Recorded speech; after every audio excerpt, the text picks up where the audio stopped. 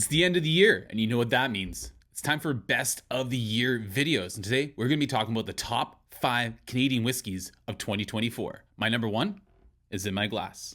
My name is Matt. This is Whiskey on the West Coast.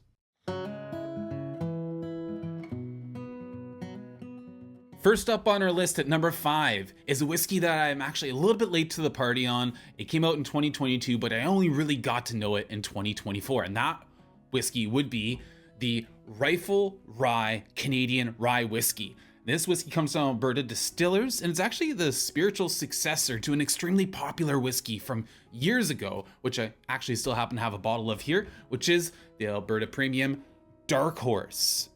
Long discontinued whiskey, and that's people loved it, and that's why they brought back the Reifel Rye in large part. But it's also the only whiskey, the Reifel Rye, is on this list today that's under $50 Canadian in cost, and it's the only one that's making use of the 1/11th rules for Canadian blended whiskey. So this whiskey, as I mentioned, comes from Alberta Distillers, people behind the Alberta Premium brand, and it's an homage and an honor to the distillery's founder, first master distiller, George Reifel. This whiskey is 91% pot still rye whiskey. What about the other 9%? Well, that's where we're going to talk about the 1/11th rule. The remaining 9% is actually 6% Old Grandad bourbon and 3% Oloroso sherry fortified wine. Yeah, they just straight up poured 3% Oloroso sherry wine into this whiskey. It's kind of cool when you think about it, and you think about all the different combinations and experiments you can do using this 1/11th rule. Bottled at 42% ABV, and it's aged in charred American white oak casks and ex-bourbon casks. Despite its low bottling strength, this whiskey packs really great rye, spice, and cinnamon flavor, with the bourbon and sherry tossing in some really nice sweet dessert and fruit notes. Plus, occasionally you can pick it up on a really good sale.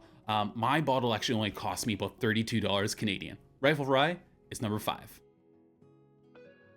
Number 4 on our list is a whiskey from probably the most sought after rye whiskey distillery in the country right now, and that would be the Sons of Vancouver Rolling Hills in the Morning Mist Rye Whiskey. Now, Rolling Hills in the Morning Mist was their 9th whiskey that they've released, and they launched it back in January of 2024, right at the beginning of the year. It's a 100% rye whiskey that was aged first in ex-bourbon barrels and then finished in ex-Northern Islay whiskey casks before being bottled at cask strength of 59.5% ABV. I was never able to purchase a bottle, but I was able to try it on 3 different occasions, and it just really stuck with me. While attending the Victoria Whiskey Festival, I was lucky enough to try it for the first time at a cask filling event at the Wind Cries Merry. We filled a quarter cask bottle by bottle with rye spirit as a whiskey loving community that night. And it was a really memorable experience, and maybe my impression of that whiskey was a bit tainted by such a positive and cool experience. That said, I was really drawn to the mineralic, flinty, and coastal character of this rye whiskey, and I've never really had a rye that kind of had that type of character to it. So again, really stuck with me, and every time I had it, I just had this visceral sort of experience where I don't think I've had another rye give me that before. Of the 3 Sons of Vancouver releases I had this year, which includes their follow-up to Palm Trees and a Summer Breeze, and Realms of Rye, their first, the Botanical and Citrus, this was the one that really stood out. It's too bad there was only 254 bottles of this one, because I would have really loved to have one. Now, that said, I do have a bottle of their original Palm Trees and a Tropical Breeze, and for the rest of the video, I'm going to use that as a placeholder over on the scoring chart to my right here. Next up, I'm going to be talking about a ton of whiskeys from distilleries I've talked about a lot in the past. There are going to be names you've recognized if you watched my videos before, so I'm going to focus more on the actual whiskeys themselves as opposed to the distilleries. Coming in at number 3 on this list is the Macaloney's Island Distillery and Abba Single Malt Canadian Whisky. Now, I would suggest that Macaloney's is making the closest thing in Canada to Scottish style single malt whiskey out there. And so it seems natural to me that I would be drawn to this style of whiskey. Now, Macaloney's and Abba has quickly become my favorite of their core range releases. It might even honestly be my favorite of their releases in general. I think it's much better than many special releases too. The Ann Abba is a lightly peated Macaloney single malt, peated to about 11 ppm, using Washington State sourced peat from the Olympic Peninsula. It's bottled at 46% ABV, it's non-chill filtered, it's natural color, and costs about $110 Canadian. The Ann Abba has this really great balance between this lightly earthy peat smoke and rich dessert notes and sweet fruits. It feels like they've used almost every type of cask that they have in their arsenal to make this one. It's using ex-bourbon casks, Oloroso sherry casks, Pedro Ximénez sherry casks, STR Portuguese red wine casks, as well as American virgin oak barrels. And to me, I thought there was a chance that this would mean that this would be a bit disjointed and muddled with so much going on. That's not the case at all. Instead, this is a cohesive and thoroughly enjoyable whiskey. I would not be upset if more of Macaloney's whiskeys actually followed suit and were kind of in this lightly peated style. Really impressed with this, and with this only sitting at around 4.5 years of age, I cannot wait to see how their whiskey develops in the future. This year's runner-up actually comes from the same distillery as last year's winner, and last year's winner was this Shelter Point 10-year-old Canadian Single Malt Whisky. Now, that must mean it's from Shelter Point, which it is. I really enjoyed this 10-year-old, but I have to say, frankly, this Shelter Point 12-year-old Canadian Single Malt Whisky absolutely mops the floor with the 10-year-old, in my opinion, for the type of whiskey I enjoy. The 10-year-old is a completely different style of whiskey, I think, different style of Shelter Point whiskey. It's more like raw, naked, spirit forward in comparison to like the rich complexity that you get with the 12-year-old. I opened my bottle of Shelter Point 12 for Canada Day this past year on July 1st. And when I did, it felt revelatory. I immediately had to go grab my Shelter Point 10 and do a side-by-side comparison. And honestly, the Shelter Point 12 scores a complete knockout against the 10. It's hard to find as there weren't very many bottles of it made, but if you can find it, it is actually my favorite Shelter Point whiskey I've had yet. It's bottled at 46% ABV, it's not chill filtered, it's natural color, and the 12-year-old retailed for $120 Canadian here in British Columbia, which is the same price that the distillery released and sold the Shelter Point 10-year-old at, which is actually pretty cool. Thanks for not jacking up the price.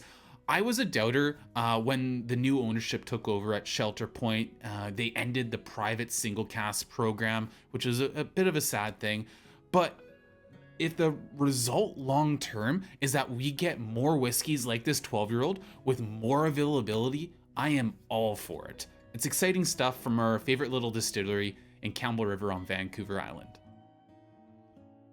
Before we get to our number one Canadian whiskey of 2024, I did want to talk about a couple honorable mentions. First one being a new Canadian independent bottler in the Scottish tradition, sort of independent bottlers, and that would be Spirit for Us. Now, they are an independent bottler that was started by two whiskey enthusiasts, just like you or me, Jeff Circa and Kevin Donda. Sorry guys if I mispronounced your names, but they wanted to actually bring the independent bottling concept to Canadian whiskey, and they've done that with their inaugural release, which through the magic of editing will appear now. Now, this whiskey, Whiskey for Us, is a 9-year-old single malt from the Still Waters Distillery. It was aged 8 years and 9 months in an ex-bourbon barrel, and then transferred into an Amburana cask, which is a type of Brazilian wood, for 3 months, a 3-month finishing in that Amburana cask.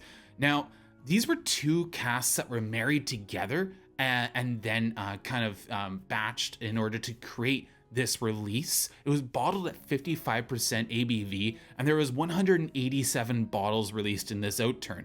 Now, it's one of the most unique Canadian whiskeys I've had all year, because I've never actually had an Amburana cask anything, let alone a Canadian whiskey. And it's the only one I've heard of using this type of cask. And honestly, it was all about the like cinnamon bun, like nutmeg, those kind of like dessert spices, a lot of spice, some clove.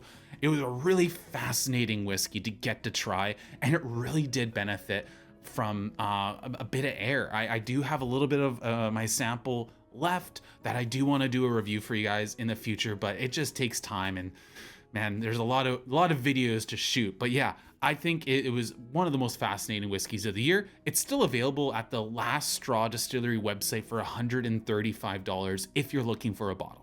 Our second and final honorable mention is a whiskey that I got to try all the way back on January 4th at the very beginning of the year, just before the Victoria Whiskey Festival. And it was in the midst of a snowstorm on the Sumas Flats when Dr. Don Livermore, the master blender at the Hiram Walker and Sons Distillery, graciously led the Abbotsford Whiskey Club through a masterclass tasting, and it was phenomenal.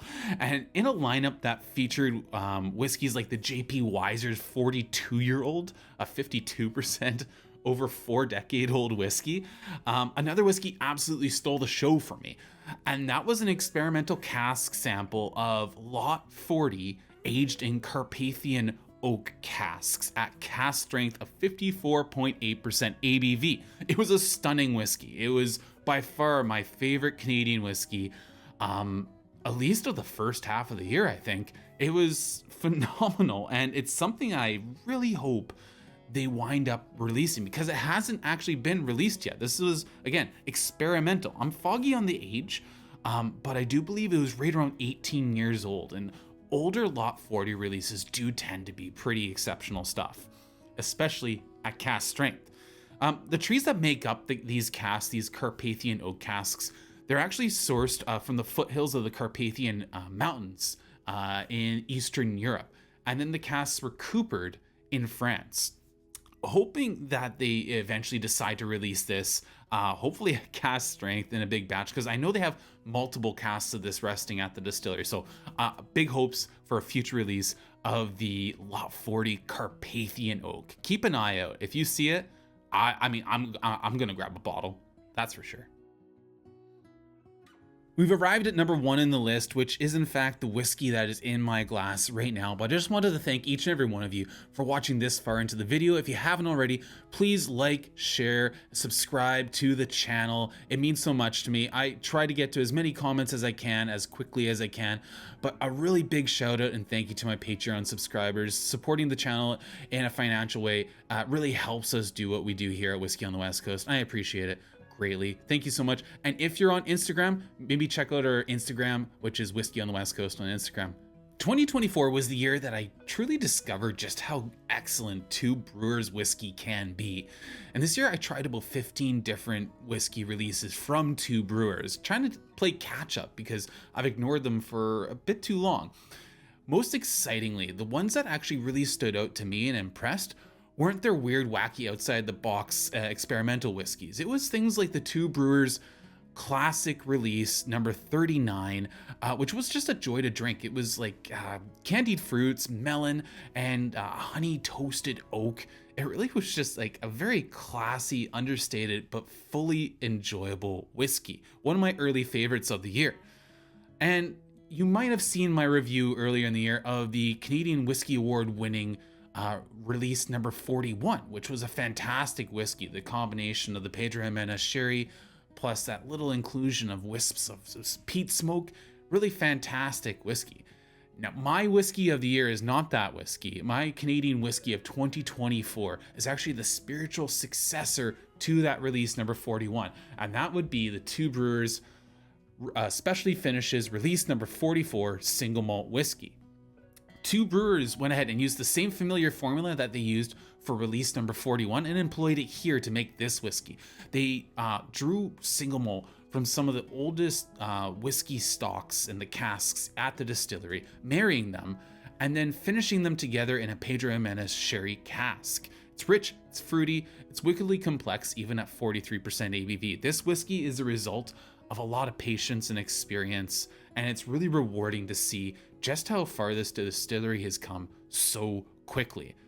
This release number 44 retails for about $110 Canadian and somehow is still available online. So if you're interested, go fast before it disappears, because like all Two Brewers releases, each one is unique and you'll never see it again. Thank you so much, guys, for joining me this year on Whiskey on the West Coast. I can't wait for what 2025 has in store.